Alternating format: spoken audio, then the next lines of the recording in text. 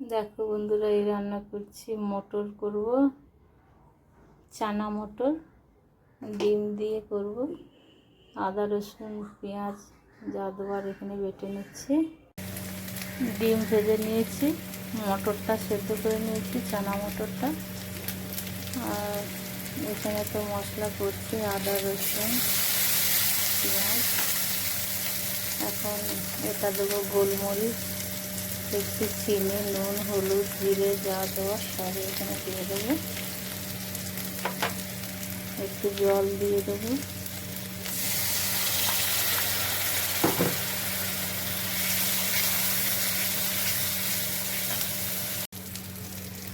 হয়ে গেছে মশলাটা, এবারে আমি দিয়ে দেবো।